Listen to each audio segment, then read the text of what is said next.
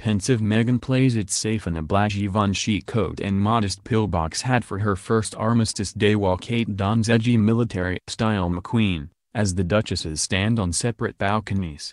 The Duchess of Sussex and the Duchess of Cambridge wore pensive expressions and modest attire as they paid their respects at the Cenotaph this morning. It is the first time that the Duchess of Sussex, 37, has attended the official Armistice Day service at the Cenotaph, and she was placed on a separate balcony to Kate, 36, who stood side by side with the Queen and the Duchess of Cornwall. The pregnant Duchess, who is expecting her first baby with Prince Harry in the spring, looked deep in thought as she observed the 1-minute silence to mark 100 years since the end of the First World War.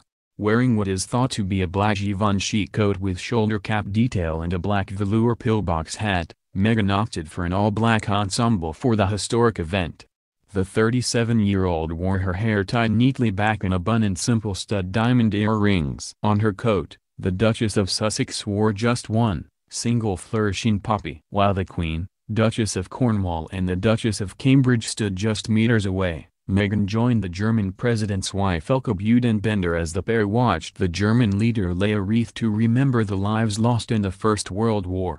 Appearing nervous at times, Meghan was seen fussing with her hair as the wreath-laying service began. Meanwhile, the Duchess of Cambridge appeared on a separate balcony, standing side by side with the Queen and Camilla. The Queen, 92, asked Prince Charles to once again take on her duties as she observed the service from above. The Duchess of Cambridge opted for a military-style outfit by Alexander McQueen, with silver buttons and a cream collar for the somber event.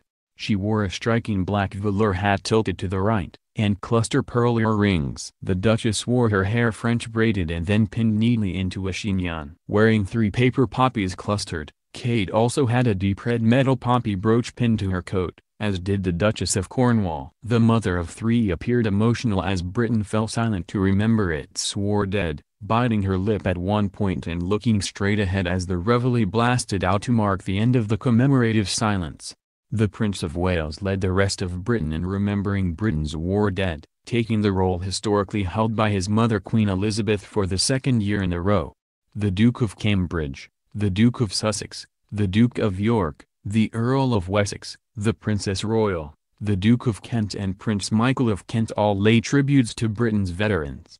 In a historic act of reconciliation, German President Frank-Walter Steinmeier also laid a wreath, marking the first time that a German leader has taken part in the annual proceedings since the Cenotaph was inaugurated in 1920.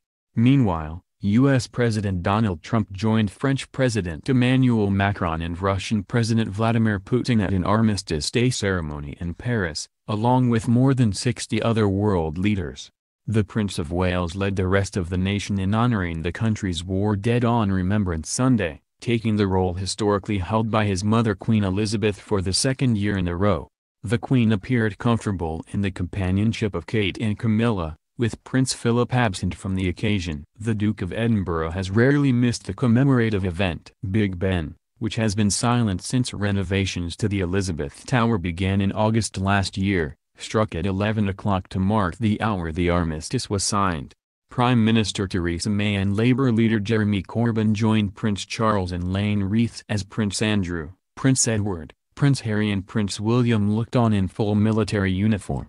Crowds started lining the Mall in central London early on Sunday morning ahead of a People's March this afternoon. Wearing poppies and carrying wreaths, hundreds gathered from 9 a.m. to mark 100 years since the guns fell silent. Big screens were erected so those waiting can view the Cenotaph service. The march will proceed around St. James's Park before turning into Whitehall, where 10,000 people are expected to stream past the Cenotaph.